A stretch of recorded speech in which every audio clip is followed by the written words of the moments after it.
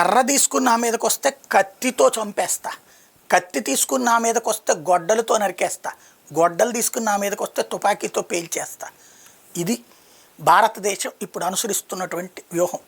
Defence అంటే ఆత్మరక్షణ, ఆత్మరక్షణ కోసం డిఫెన్స్లో అఫెన్స్ అంటే ఆత్మరక్షణ కోసం చేసేటటువంటి ఎదురుదాడి.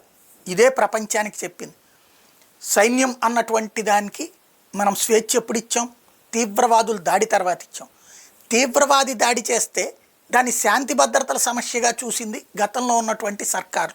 కాంగ్రెస్ అయినా, యూపీఏ అయినా, యునైటెడ్ ఫ్రంట్ అయినా, నేషనల్ ఫ్రంట్ అయినా దాని మీదన ఎవడు ఏంటి సహకరించినోడు ఎవడు వాడి మీద కేసు, ఈ కేసు. బట్ మోడీ ఇచ్చిన సందేశం ఏంటి? మోడీ స్టైల్ ఏంటి? ఉగ్రవాది దాడి చేస్తే ఆ దాడి చేయించిన దేశం లెక్క, ఆ దాడి చేయించినటువంటి దేశంలో ఉన్నటువంటి హెడ్ క్వార్టర్స్ లెక్క, ఆ దాడి చేయించిన దేశం యొక్క సైన్యం బాధ్యత. ఇది మోడీ భావించేటటువంటి. అందుకనినే ఉగ్రదాడి జరిగిన ప్రతిసారి పాకిస్తాన్ మీదకి వెళ్ళి దాడి చేస్తున్నాం, పాకిస్తాన్లోని ఉగ్ర శిబిరాల మీద దాడి చేస్తున్నాం.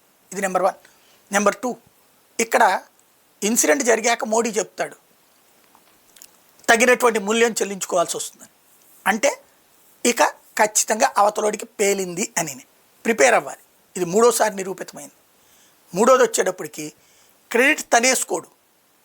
ట్వీట్ నరేంద్ర మోడీ చేయలే, సైన్యం చేసింది. ఆపరేషన్ సింధూర్ అనేటటువంటి పేరుతో సైన్యం చేసింది. మేము ఇట్లా చేసాము అబ్బాయిలు అని చెప్పేసి. అంటే ఆ క్రెడిట్ ఆ పోరాడినటువంటి యోధులకే ఇస్తున్నారు. ఇది నరేంద్ర మోడీ. అట్లాగే ఆపరేషన్ జరుగుతున్నంతసేపు స్వయంగా ప్రధానమంత్రి కార్యాలయం దగ్గరలో ఎవ్వరూ లేరు. అజిత్ దోవల్ కానీ వీళ్ళెవ్వరు కనబడలే. ఎందుకని? వాళ్ళు ఎవరిని రావద్దన్నారు. పాకిస్తాన్ ఇంటెలిజెన్స్ ఏం చేస్తుంది? లేదా చైనాది కానీ అమెరికాది కానీ వీళ్ళ నిఘా వర్గాలన్నీ ఇక్కడ కాన్సన్ట్రేట్ చేస్తాయి కదా. కాబట్టి వాళ్ళు ఏం చేస్తారు? ఇక్కడ కనుక నైట్ పూట్లను కదలికలు మోడీ ఇంటి దగ్గర ఏదైనా ఉందనుకోండి, వాళ్ళు వెంటనే పాకిస్తాన్ అలర్ట్ చేస్తారు. కాబట్టి ఏమీ లేదు, ఒక్కడే ఉన్నాడు. కానీ మొత్తం లైవ్ అంతా ఆయనే చూశాడు, ప్రత్యక్షంగా జరిగిందంత. అది మోడీ కూల్ గై. కొడితే ఎట్లా ఉంటుందో ఆ స్థాయిలో చూపెట్టినటువంటి వ్యక్తి.